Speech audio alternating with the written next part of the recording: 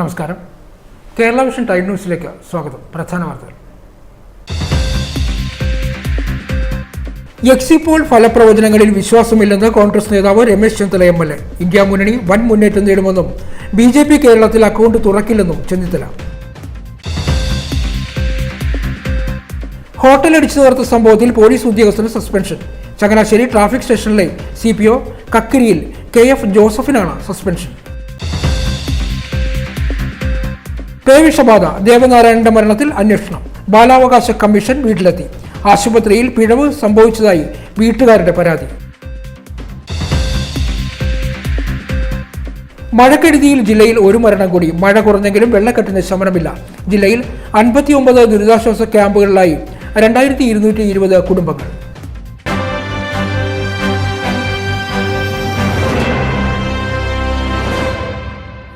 വാർത്തകൾ വിശദമായി. Exit poll ഫലത്തിൽ വിശ്വാസമില്ലെന്നും ഇന്ത്യ മുന്നണി ഇന്ത്യയിൽ അധികാരത്തിലേറുമെന്നും കേരളത്തിൽ BJP അക്കൗണ്ട് തുറക്കില്ലെന്നും കോൺഗ്രസ് നേതാവ് രമേശ് ചെന്നിത്തല MLA. എക്സിറ്റ് പോളുകളിൽ ഞങ്ങൾക്ക് വിശ്വാസമില്ല. 1000 സാമ്പിൾ എടുത്തിട്ട് ലക്ഷക്കണക്കിന് ആളുകളുടെ അഭിപ്രായം ഇതാണ് എന്ന് പറയുന്ന നടപടിയോട് നമുക്ക് ഒരിക്കലും യോജിക്കാൻ കഴിയില്ല. ഇപ്പോഴല്ല, എല്ലാ കാലത്തും എൻ്റെ നിലപാട് അത് തന്നെയാണ്. അതുകൊണ്ട് ഇന്ത്യ മുന്നണിക്ക് വലിയ സാധ്യത ഈ തെരഞ്ഞെടുപ്പിലുണ്ട് എന്നിപ്പോഴും ഞങ്ങൾ ഉറച്ചു വിശ്വസിക്കുന്നു. കോൺഗ്രസ് പ്രസിഡന്റ് പറഞ്ഞ 295 എത്തും എന്ന വിശ്വാസമാണ് ഞങ്ങൾക്കുള്ളത്. അതുകൊണ്ട് ഈ എക്സിറ്റ് പോളുകളിൽ വിശ്വാസം അർപ്പിക്കേണ്ട യാതൊരു കാര്യവുമില്ല. നരേന്ദ്രമോദിക്കെതിരായ വികാരം ഇന്ത്യയിൽ ശക്തമാണ്. അതിൽ ഞങ്ങൾ ഉറച്ചിരിക്കുന്നു. ഇന്ത്യ മുന്നണിയുടെ ഗവൺമെന്റ് ഉണ്ടാക്കുമെന്ന പ്രതീക്ഷയിൽ തന്നെയാണ് ഞങ്ങൾ മുന്നോട്ട്. കേരളത്തിൽ യാതൊരു സംശയവുമില്ല, വൻപിച്ച മുന്നേറ്റം UDF സംശയവുമില്ല. 20-ൽ 20 സീറ്റും കിട്ടുന്ന രാഷ്ട്രീയ കാലാവസ്ഥയാണ് കേരളത്തിൽ നിന്നും. കേരളത്തിൽ BJP അക്കൗണ്ട് തുറക്കാൻ പോകുന്നില്ല എന്നുള്ളത് സത്യമാണ്. അതിനെയും 4-ാം തീയതി നമുക്ക് ബോധ്യപ്പെടാൻ പോകുന്ന കാര്യമാണ്. ആയിരക്കണക്കിന് ആളുകളുടെ അഭിപ്രായം സ്വരൂപിച്ചുകൊണ്ട് നടത്തുന്ന എക്സിറ്റ് പോളിൽ ഒരു കാലത്തും വിശ്വസിച്ചിട്ടില്ല. ഇന്ത്യ മുന്നണി വലിയ മുന്നേറ്റമാകും നേടുക. നരേന്ദ്രമോദിക്ക് എതിരായ ജനവികാരം ശക്തമാണ്. ഇന്ത്യ മുന്നണി ഗവൺമെൻറ് ഉണ്ടാക്കും. 4-ാം തീയതി റിസൾട്ട് വരുമ്പോൾ ചിത്രം വ്യക്തമാകും. എക്സിറ്റ് പോളുകൾ ഒരു ട്രെൻഡ് മാത്രമാണെന്നേ പറയാൻ കഴിയൂ. കേരളത്തിൽ UDF തരംഗമെന്നും 20-ൽ 20 ലഭിക്കുമെന്നും കേരളത്തിൽ BJPക്ക് അക്കൗണ്ട് തുറക്കാൻ കഴിയില്ലെന്നും ചെന്നിത്തല കൂട്ടിച്ചേർത്തു. Time news, Alappuzha. ഹോട്ടൽ അടിച്ചു തകർത്ത സംഭവത്തിൽ പോലീസ് ഉദ്യോഗസ്ഥന് സസ്പെൻഷൻ. ചങ്ങനാശ്ശേരി ട്രാഫിക് പോലീസ് സ്റ്റേഷനിലെ ജോസഫിനാണ് സസ്പെൻഷൻ.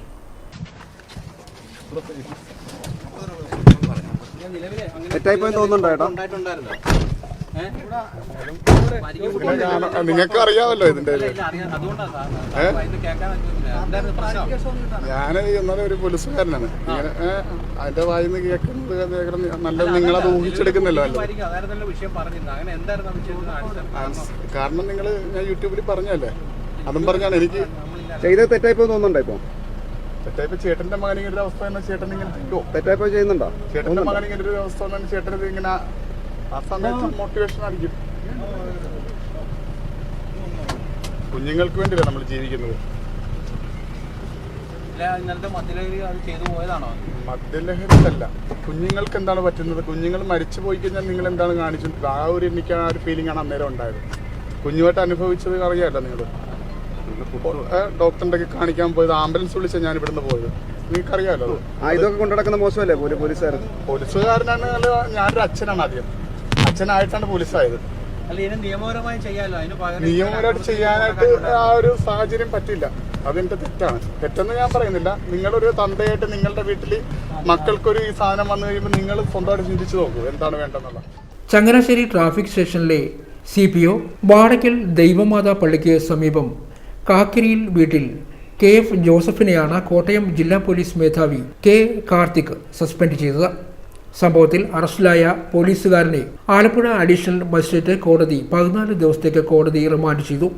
വധശ്രമം, ആയുധവുമായി അതിക്രമിച്ച് കയറൽ, മർദ്ദനം തുടങ്ങിയ വകുപ്പുകൾ പ്രകാരമാണ് സൗത്ത് പോലീസ് കേസെടുത്തിരിക്കുന്നത്. വലിയ ചുടുകാട് മുസ്ലിം പള്ളിക്ക് എതിർവശത്തെ ആലുവ സ്വദേശികളായ 5 പേർ ചേർന്ന് നടത്തുന്ന കുഴിമന്തി കടയിൽ നിന്നും ഭക്ഷണം കഴിച്ച ശേഷം തന്റെ മകന് ഭക്ഷ്യവിഷബാധ ഉണ്ടായതായി ആരോപിച്ച് വെള്ളിയാഴ്ച ജോസഫ് കടയിലെത്തി ആക്രമണം നടത്തിയിരുന്നു. മദ്യലഹരിയിലായിരുന്ന ഇയാൾ തടയാനെത്തിയ ഉടമയെയും ജീവനക്കാരനെയും വാക്കത്തി വീശി ആക്രമിക്കാൻ ശ്രമിച്ചിരുന്നു. ഹോട്ടലിൽ അരമണിക്കൂറോളം പരിഭ്രാന്തി പരത്തിയ ജോസഫിനെ പിന്നീട് ഡിവൈഎസ്പിയുടെ നേതൃത്വത്തിലുള്ള പോലീസ് സംഘമെത്തി അറസ്റ്റ് ചെയ്യുകയായിരുന്നു. ടൈനൂസ് ആലപ്പുഴ. മഴക്കെടുതി ജില്ലയിൽ ഒരു മരണം കൂടി. മഴ മാറി നിന്നെങ്കിലും വെള്ളക്കെട്ടിന് ശമനമില്ല.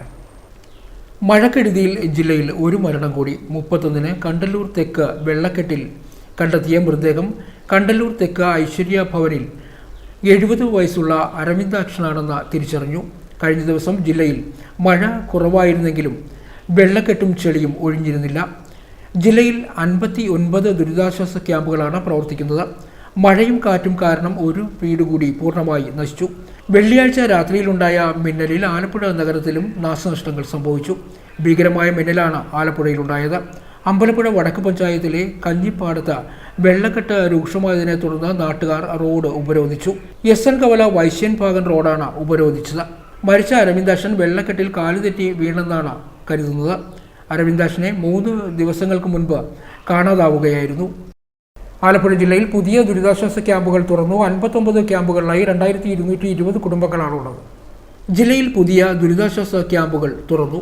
59 ക്യാമ്പുകളിലായി 2220 കുടുംബങ്ങളിലെ 2657 പുരുഷന്മാരും 3052 സ്ത്രീകളും 1059 കുട്ടികളും 6768 പേർ കഴിയുന്നു. 1059 കുട്ടികളടക്കം 6758 പേർ കഴിയുന്നുണ്ട്. അമ്പലപ്പുഴ 28, മാവേലിക്കര 11, കാർത്തികപ്പള്ളി 8, ചേർത്തല 4, കുട്ടനാട് 5, ചെങ്ങന്നൂർ 3 എന്നിങ്ങനെയാണ് താലൂക്ക് അടിസ്ഥാനത്തിൽ ക്യാമ്പുകളുടെ എണ്ണം. അമ്പലപ്പുഴയിൽ 1682 കുടുംബങ്ങളിൽ നിന്നായി 5382 പേരാണ് ക്യാമ്പിലുള്ളത്. മാവേലിക്കരയിൽ 185 കുടുംബങ്ങളിൽ നിന്നായി 558 പേരും കാർത്തികപ്പള്ളിയിൽ 274 കുടുംബങ്ങളിൽ നിന്നായി 570 പേരും ക്യാമ്പുകളിൽ കഴിയുന്നുണ്ട്. ചേർത്തലയിൽ 48 കുടുംബങ്ങളിലെ 150 പേരും, കുട്ടനാട് 22 കുടുംബങ്ങളിലെ 75 പേരും, ചെങ്ങന്നൂർ 9 കുടുംബങ്ങളിലെ 33 പേരും ക്യാമ്പുകളിലുണ്ട്. ടൈനൂസ് ആലപ്പുഴ. സ്കൂൾ പ്രവേശനോത്സവം ഒരുക്കങ്ങളായി. ജില്ലാതല ഉദ്ഘാടനം കായംകുളത്ത് യു പ്രതിഭ MLA ഉദ്ഘാടനം ചെയ്യും. ജൂൺ 3-ന് നടക്കുന്ന സ്കൂൾ പ്രവേശനോത്സവത്തിൻ്റെ ജില്ലാതലത്തിലുള്ള ഒരുക്കങ്ങൾ പൂർണ്ണതയിൽ. കായംകുളം പത്തിയൂർ ഗ്രാമപഞ്ചായത്ത് സ്കൂളിൽ യു പ്രതിഭ MLA ഉദ്ഘാടനം ചെയ്യും. ജില്ലയിൽ 756 ഗവൺമെൻറ് സ്കൂളുകളിലായി 1,23,117 വിദ്യാർത്ഥികളാണ് പഠിക്കുന്നത്. സ്കൂൾ വിദ്യാർത്ഥികൾക്കുള്ള പാഠപുസ്തകങ്ങളുടെ വിതരണം പൂർത്തിയായതായും സ്കൂൾ യൂണിഫോമുകളുടെ വിതരണം നടന്നു വരുന്നതായും ജില്ലാ കളക്ടർ അറിയിച്ചിട്ടുണ്ട്. സ്കൂൾ കെട്ടിടങ്ങളുടെയും സ്കൂൾ വാഹനങ്ങളുടെയും ഫിറ്റ്നസ് പരിശോധനകൾ പൂർത്തിയായി. സ്കൂൾ പരിസരത്ത് ലഹരി ഉപയോഗം തടയുന്നതിന് കർശന നടപടികൾ സ്വീകരിക്കും. ഇതിനായി പ്രത്യേക സ്ക്വാഡുകളും ജില്ലയിൽ പ്രവർത്തനം ആരംഭിച്ചിട്ടുണ്ട്. ജില്ലയിലെ എല്ലാ സ്കൂളുകളിലും പ്രവേശനോത്സവത്തിനുള്ള ഒരുക്കങ്ങൾ പൂർത്തിയായി. ടൈനൂസ് ആലപ്പുഴ. ദേശീയപാതയിലെ കുഴികളും വെള്ളക്കെട്ടും യാത്രക്കാർക്ക് ദുരിതം വിതയ്ക്കുന്നു. അരൂർ ബൈപ്പാസ് മുതൽ ഒറ്റപ്പുന്ന വരെയാണ് യാത്രാ ദുരിതം. ദേശീയപാതയിലെ കുഴികളും പാതയോരത്തെ വെള്ളക്കെട്ടും യാത്രക്കാരെ ദുരിതത്തിലാഴ്ത്തുന്നു. ഒറ്റപ്പുന്ന മുതൽ അരൂർ ബൈപ്പാസ് കവല വരെയുള്ള 20 കിലോമീറ്റർ സഞ്ചരിക്കണമെങ്കിൽ 2 മണിക്കൂറെങ്കിലും എടുക്കും. ഒറ്റപ്പുന്ന മുതൽ തുറവൂർ വരെയുള്ള ദേശീയപാത നിർമ്മാണവും തുറവൂർ മുതൽ അരൂർ ബൈപ്പാസ് കവല വരെയുള്ള ഉയരപാത നിർമ്മാണവും കാരണം ഗതാഗതക്കുരുക്കും രൂക്ഷമാണ്. മഴ ശക്തി പ്രാപിച്ചതോടെ പാതയിൽ വെള്ളം കെട്ടിനിന്നാണ് കുഴികൾ രൂപപ്പെടുന്നത്. ദേശീയപാത നിർമ്മാണം നടക്കുന്നതിനാൽ 4 വരി പാതയിൽ 2 വരി പാതയാക്കി കുറച്ചിരുന്നു. പാതയുടെ ഇരുവശങ്ങളിലും 1.5 മീറ്റർ വീതി കൂട്ടിയെങ്കിലും കൂട്ടിയ ഭാഗം മെറ്റലിട്ട് ഉറപ്പിച്ചതല്ലാതെ ടാറിങ് നടത്താത്തതിനാൽ മെറ്റലിളകി വൻ ഗർത്തങ്ങളായി മാറിയിട്ടുണ്ട്. കരാറുകാർ വീതി കൂട്ടിയ ഭാഗത്തെ കുഴികൾ അടയ്ക്കാൻ മണ്ണുമാന്തി യന്ത്രവും തൊഴിലാളികളെയും നിയോഗിച്ചിട്ടുണ്ട്. എന്നാൽ കുഴികളടച്ച മണിക്കൂറുകൾക്കകം വീണ്ടും കുഴികൾ രൂപപ്പെടുകയാണ്. ടൈനൂസ് ചേർത്തല. വൈദ്യുതി പേടിയിൽ ഒരു ഗ്രാമം. ചേർത്തല കടക്കരപ്പള്ളിയിലെ 9-ാം വാർഡിലാണ് ജനങ്ങൾ ഭീതിയോടെ കഴിയുന്നത്. ഒരു പ്രദേശത്തെ ജനങ്ങൾ വളരെയധികം ആശങ്കയോടുകൂടിയും അല്ലെങ്കിൽ ഭയത്തോടുകൂടിയും കഴിയുന്ന ഒരു സ്ഥലമാണ് കടക്കരപ്പള്ളി പഞ്ചായത്ത് 9-ാം വാർഡ് എന്ന് പറയുന്നത്. അതായത് കഴിഞ്ഞ 1.5 ആഴ്ചക്കിടയിൽ ഇവിടെ വീട്ടിൽ നിന്ന്, അതായത് വീടിൻ്റെ പല സ്ഥലങ്ങളിൽ നിന്നും, ഭിത്തിയിൽ നിന്നും അല്ലെങ്കിൽ തറയിൽ നിന്നുമൊക്കെ ആയിട്ട് വൈദ്യുതാഘാതമേറ്റ നിരവധി പേരുണ്ട് ഇവിടെ. അതിൽ 2 പേര്, ഒരു കുരുന്നടക്കം 2 പേരാണ് ആശുപത്രിയിലായത്. എന്നാൽ ഇതേ സമയത്ത് തന്നെ മറ്റുള്ള സമീപ പ്രദേശങ്ങളിലെ തന്നെ മറ്റു പല വീടുകളിലും ഇത്തരത്തിൽ വൈദ്യുതാഘാതമേറ്റിട്ടുണ്ട്. അത്തരത്തിൽ ഒരാൾ നമുക്ക് അവരുടെ അനുഭവം ചോദിക്കാം, എന്താണ് സംഭവിച്ചതെന്നുള്ളത് നമുക്ക് കൃത്യമായി ചോദിക്കാം. ചേച്ചി, എന്താണ് സംഭവം ഉണ്ടായത്? സംഭവം റോഡിലൊരു ഇത് പൊട്ടിത്തെറിക്കുകയും അവിടെ നിന്ന് അത് ട്രിപ്പായി ഉടനെ കാലിൽ കൂടെ ഈ ഇത് കയറണ മാതിരിയാണ് തോന്നുന്നു. ഉടനെ ഞാൻ ഓടി ഒരു ഉണക്ക തുണിയെ ചെന്ന് നിന്ന്. അങ്ങനെയാണ് ഉണ്ടായത്. എന്നിട്ട് ഇപ്പം ഇതെല്ലാം പൊളിച്ച് പണിയണമെന്നാണ് ഈ പറഞ്ഞുകൊണ്ടിരിക്കുന്നത് ഈ പൈസ ഇല്ലാത്ത സമയത്ത്. ഊണുമേശ കിടക്കണടുത്തുനിന്ന്. തിണ്ണ അവിടെ നൈറ്റിലേക്കാകുമ്പോൾ പിന്നെ ഓടി കയറിയായിരുന്നു ചെയ്തത്. ആ സമയത്തു നിന്നാണ്, തിണ്ണേന്നാണ്. അവിടെ അതിൻ്റെ അപ്പുറം തന്നെ ഒരു ഉണക്ക തുണി കിടന്നിട്ട് ഞാൻ അങ്ങോട്ട് പിന്നെ ചാടി കയറി. പിന്നെ എന്താ വന്നെന്നറിയാൻ പറ്റും, ആരും ഇല്ലല്ലോ, അത് കാരണം. അങ്ങനെ നോക്കിയായിരുന്നു. അവർ പറയണത് ഈ 2-3 പ്രാവശ്യം വന്ന് നോക്കി, വയറിങ്ങിൻ്റെ ഇതുണ്ട് അങ്ങനെയാണ് ഇങ്ങനെയെന്ന്. പക്ഷേ എത്ര നാളുകളായി ഞങ്ങളിവിടെ താമസിക്കുന്നത്, പിന്നെ വയറിങ്ങിൻ്റെ കുഴപ്പം എന്താണെന്ന് നമുക്കറിയാൻ പറ്റും. ഇപ്പോൾ ഇതെല്ലാം പൊളിച്ച് കാശ് ബ്ലേഡ് പലിശയ്ക്ക് മേടിച്ചാണ് ഇപ്പോൾ ചെയ്തുകൊണ്ടിരിക്കുന്നത്. കഴിഞ്ഞ ദിവസം തന്നെ 29-ാം തീയതി വൈദ്യുതാഘാതമേറ്റ് അഡ്മിറ്റായ മറ്റൊരാൾ കൂടിയുണ്ട്. നമുക്ക് അവരോടുകൂടി ചോദിക്കാം എന്താണ് ഉണ്ടായ കാര്യങ്ങളെന്ന്. എന്താണ് അമ്മച്ചി ഉണ്ടായത്? ഞാൻ രാവിലെ ഒരു 8:30-8:45 അപ്പം ഞാൻ അടുക്കള കയറി. അതിന് മുമ്പൊക്കെ അടുക്കള പെരുമാറിക്കൊണ്ടിരിക്കുമായിരുന്നു. അന്നേരം ആ സമയത്ത് ഞാനിങ്ങനെ ചായ ഇങ്ങനെ ഊറ്റിക്കൊണ്ടിരിക്കുന്ന സമയത്ത് ട്രാൻസ്ഫോർമർ പൊട്ടിയ ശബ്ദം കേട്ടതും എൻ്റെ കാലേ കൂടെ ഇങ്ങോട്ടേക്ക് എന്തോ പിരിപ്പങ്ങോട്ട് കയറിയിട്ട് എനിക്ക് തല കറങ്ങുക. എൻ്റെ കയ്യിലിരുന്ന പാത്രമൊക്കെ തെറിച്ചു പോയി. ആങ്ങളയുടെ മകളാണ്, അവളോടി വേറെ എന്തോ കാര്യം പറയാൻ വന്നതാണ് അവൾ വന്നപ്പോഴത്തേക്ക് ഞാൻ ഈ ശബ്ദം അവൾ അവിടെ ഒന്ന് കേട്ടപ്പോഴാണ് അവൾ പറഞ്ഞത്. വന്നപ്പോഴാണ് കണ്ടത്. പിന്നെ അവൾ താങ്ങി പിടിച്ച് അടുത്തുള്ളവരെയൊക്കെ വിളിച്ച് കൊണ്ടുവന്ന് ഇവിടെ കൊണ്ടുവന്ന് ഇരുത്തി. എനിക്ക് അന്നേരം ഒന്നും തോന്നിയില്ല. പിന്നെ ഇങ്ങോട്ട് പെരുപ്പ് കയറിയിട്ട് ഇപ്പോൾ ഇവിടെയൊക്കെ ഈ വശമൊക്കെ വേദനയാണ്. അങ്ങനെയാണ് ആശുപത്രി കൊണ്ടുപോയി. എന്താണ് ഇതിൽ സംബന്ധിച്ച് KCB അധികാരികളുമായിട്ട് ബന്ധപ്പെട്ടപ്പോഴത്തേക്ക് അവർ പറയുന്നുണ്ട്? അവർ KCBയുടെ ഇൻസ്പെക്ടറൊക്കെ വന്നിട്ടുണ്ടായിരുന്നു. അപ്പോൾ അവർ പറഞ്ഞു നമ്മുടെ വയറിങ്ങിൻ്റെ കാര്യമല്ല. ഞാൻ ചോദിച്ചപ്പോൾ നമ്മൾക്ക് ചെയ്യേണ്ട കാര്യങ്ങൾ ചെയ്യാമെന്ന് പറഞ്ഞിട്ടുണ്ട്. അത് ചെയ്യുന്നുണ്ട്. ഇപ്പോൾ അതേ വീട്ടിൽ പണിയാമെന്നുണ്ടിരിക്കുകയാണ്. അപ്പോൾ അതുകൊണ്ട് സംഭവിച്ച കാര്യമല്ലെന്നാണ് അവരും പറയണത്. ഈ KCB 11 kVയുടെ എന്തോ ചാർജ് ചെയ്യേണ്ട സംഭവമായിട്ട് ബന്ധപ്പെട്ട് നടന്നാണെന്നാണ് അവരും പറഞ്ഞത്. സബ്സ്റ്റേഷൻ്റെ ഇത്ര അടുത്തായതുകൊണ്ടാണോ അങ്ങനെ ഒരു? സബ്സ്റ്റേഷൻ ഇല്ല, ഇവിടെ ഒരു ട്രാൻസ്ഫോമർ പോസ്റ്റ് നിലവിലുണ്ട്. അതിൽ നിന്ന് സംഭവിച്ചാണെന്നാണ് പറയണത്. ഈ സമാനമായ സംഭവം ഒരാഴ്ചക്ക് മുമ്പ് നമ്മുടെ വീടിൻ്റെ അടുത്ത് നടന്നിട്ടുണ്ടായിരുന്നു. അപ്പം നമ്മുടെ വേറെ വരുന്നില്ല. ഞാൻ ഒരു ഓൺ ദ സ്പോട്ടിൽ ആ സംഭവം നടന്നപ്പോൾ അമ്മയ്ക്ക് ഇങ്ങനെ അടിച്ചപ്പോൾ വേറെ വീട്ടിൽ ഇത് സമാനമായിട്ടുള്ള സംഭവം നടക്കാതിരിക്കാൻ വേണ്ടി ഞാൻ ഓൺ ദ സ്പോട്ടിൽ വിളിച്ച് പറഞ്ഞിട്ട് ഇവരാരും KCB പട്ടണക്കാട്ടിലുള്ള ആരും ഫോൺ അറ്റൻഡ് ചെയ്യണില്ല. ഈ സെയിം സമയത്ത് ഈ അമ്മയ്ക്ക് ഷോക്ക് ചെയ്ത സമയത്ത് തന്നെ 1-2 വീട്ടിലും അടിച്ചിട്ടുണ്ടായിരുന്നു. പക്ഷേ അവർ പേടിച്ചിട്ട് ആരും പറയാറില്ല. നമ്മുടെ വീടിൻ്റെ 2 വീടിൻ്റെ അപ്പുറത്തുള്ള ചേച്ചിക്കും ഈ സെയിം സംഭവം നടന്നു. അമ്മേനെ ഹോസ്പിറ്റലിലാക്കി അഡ്മിറ്റാക്കി എന്ന് പറഞ്ഞപ്പോഴാണ് അവരും പറയുന്നത് ഇങ്ങനെ അടിച്ചിട്ടുണ്ട് കാര്യങ്ങളാണ് എന്നുള്ള കാര്യം. 10-30 വർഷമായിട്ട് നമ്മളിവിടെ ഇതിനകത്ത് ഉള്ളതാണ്.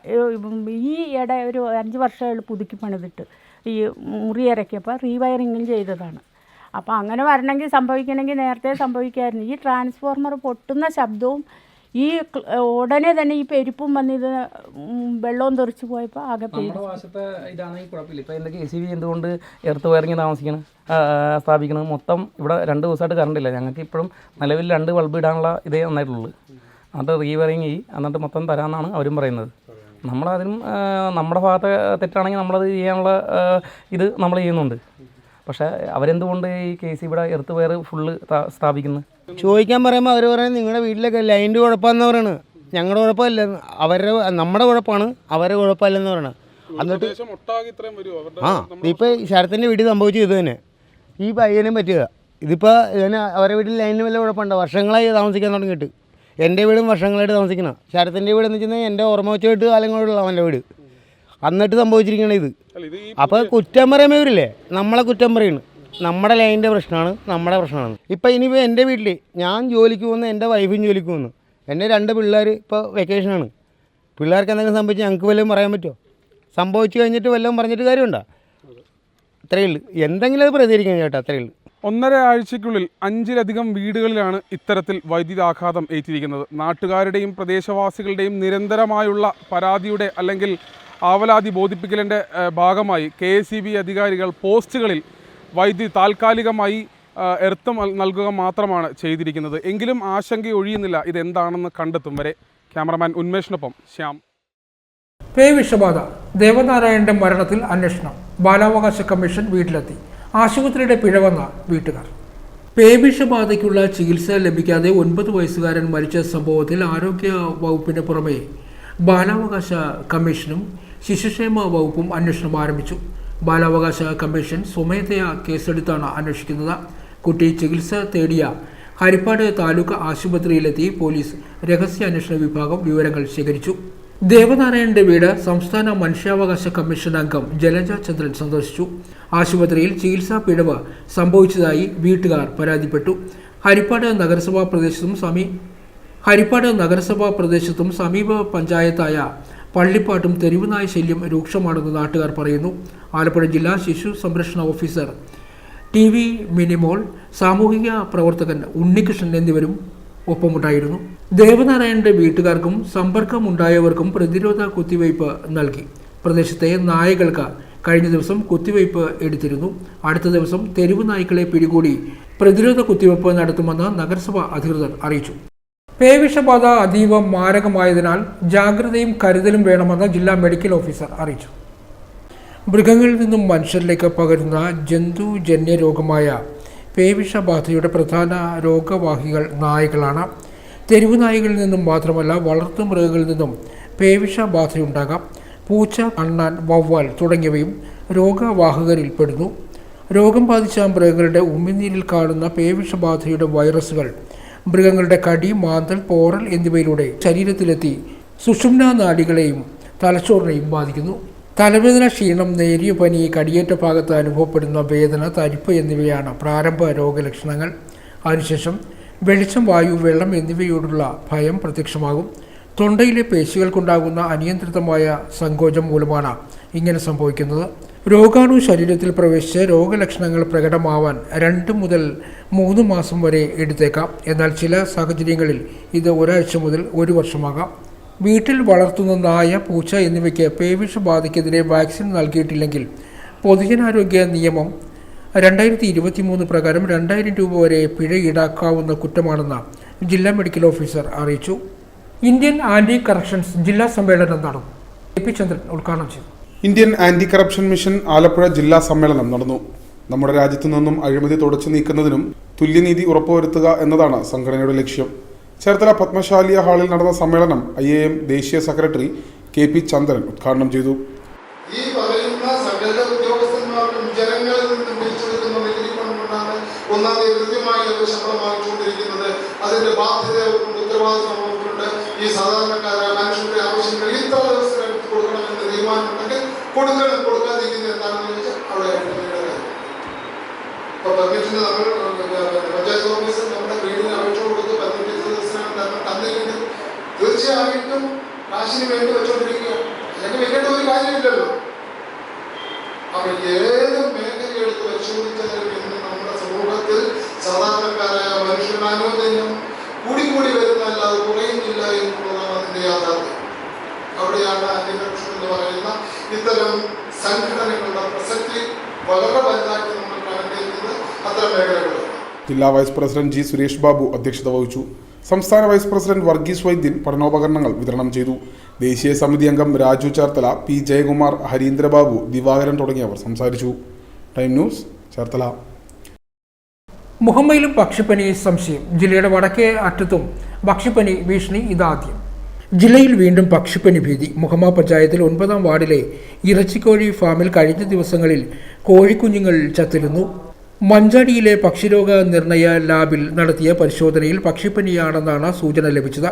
സ്ഥിരീകരിക്കാനായി സാമ്പിളുകൾ ഭോപ്പാലിലെ അതിസുരക്ഷാ ലാബിൽ പരിശോധനയ്ക്ക് അയച്ചിട്ടുണ്ട്. ഫലം അടുത്ത ദിവസം ലഭിച്ചേക്കും. ജില്ലയിൽ ആലപ്പുഴ നഗരത്തിന് വടക്ക് ഇതാദ്യമായാണ് പക്ഷിപ്പനി സ്ഥിരീകരിക്കുന്നതെന്ന് മൃഗസംരക്ഷണ വകുപ്പ് അധികൃതർ പറയുന്നു. മുൻപ് പക്ഷിപ്പനി സ്ഥിരീകരിച്ചിട്ടില്ലാത്ത തഴക്കര മേഖലയിലും ഇത്തവണ പക്ഷിപ്പനി കണ്ടെത്തിയിരുന്നു. ഏപ്രിലാണ് ഇത്തവണ പക്ഷിപ്പനി ബാധയുണ്ടായത്. ടൈനൂസ്, ആലപ്പുഴ. മുഹമ്മ കായിപ്പുറം ആസാദി LP സ്കൂളിന്റെ ആഭിമുഖ്യത്തിൽ യാത്രയയപ്പ് സമ്മേളനം നടത്തി. 35 വർഷം അധ്യാപികയായി സേവനമനുഷ്ഠിച്ച ശേഷമാണ് പ്രഥമ അധ്യാപിക P വിമല വിരമിച്ചത്. 1/2 നൂറ്റാണ്ടോളം പഴക്കമേറിയതാണ് ചന്ദ്രന്റെ സ്കൂൾ ജീവിതം. കായ്പുറത്തെ തലമുറകളിൽ വർണ്ണ കൊലിച്ചിട്ട ഓർമ്മയാണ് ചന്ദ്രൻ എന്ന അറ്റൻഡർ. മൗലാന അബ്ദുൽ കലാം ആസാദിൻ്റെ പേരിലുള്ള ജില്ലയിലെ ഏക സ്കൂളാണ് കായ്പുറം ആസാദ് LPS. സ്കൂളിനെ വികസന പാതയിലേക്ക് നയിക്കുന്നതിൽ ഏറെ സംഭാവനകൾ നൽകിയാണ് P. വിമല വിരമിക്കുന്നത്. PTA president E. T. Ramanan അധ്യക്ഷനായി. Staff secretary N. ഷിജു, വികസന സമിതി കൺവീനർ R. സജികുമാർ, PTA രക്ഷാധികാരി കുഞ്ഞുമോൻ, പഞ്ചായത്ത് അംഗം ബിനോമ രാജു, മുൻ gramapanchayat president Deepa Ajith Kumar, M. Shiju, NR Mohith, PF Joseph, Shailaja Chandran, T. Ramanan, Shiji എന്നിവർ സംസാരിച്ചു. ടൈനൂസ് മുഹമ്മദ്. കട്ടച്ചിറ യുവധാരയുടെ ആഭിമുഖ്യത്തിൽ പഠനോപകരണങ്ങൾ വിതരണം ചെയ്തു. KK Kumaran pain and palliative care chairman S. Radhakrishnan ഉദ്ഘാടനം ചെയ്തു. യുവധാര ഗ്രൗണ്ടിൽ സംഘടിപ്പിച്ച പഠനോപകരണ വിതരണം KK Kumaran pain and palliative care chairman S. Radhakrishnan ഉദ്ഘാടനം ചെയ്തു.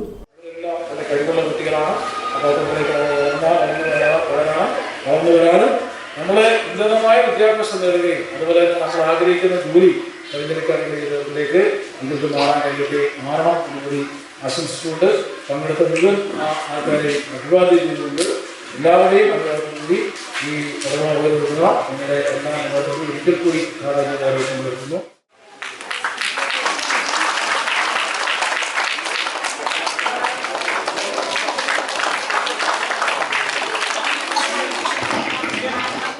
യുവധാര പ്രസിഡന്റ് VP പ്രദീപ് അധ്യക്ഷനായി. AK president advocate Jose Cyriac, MV Sudhakaran, OB Anilkumar, NK Hariharapanicker, CN Satheesh Kumar, Monisha Manoj, AV Prakashan, TM Majeesh തുടങ്ങി നിരവധി പേർ പങ്കെടുത്തു. യുവധാര സെക്രട്ടറി VM മോനീഷ് സ്വാഗതവും ജോയിന്റ് സെക്രട്ടറി സുധീഷ് ചന്ദ്രബാബു നന്ദിയും പറഞ്ഞു. നിരവധി കുട്ടികൾ പങ്കെടുത്തു. ടൈനൂസ് ചേർത്തല. പ്രധാന വാർത്തകൾ ഒരിക്കൽ കൂടി. എക്സിറ്റ് പോൾ ഫലപ്രവചനങ്ങളിൽ വിശ്വാസമില്ലെന്ന് കോൺഗ്രസ് നേതാവ് രമേശ് ചെന്നിത്തല MLA. ഇന്ത്യ മുന്നണി വൻ മുന്നേറ്റം നേടുമെന്നും BJP കേരളത്തിൽ അക്കൗണ്ട് തുറക്കില്ലെന്നും ചെന്നിത്തല.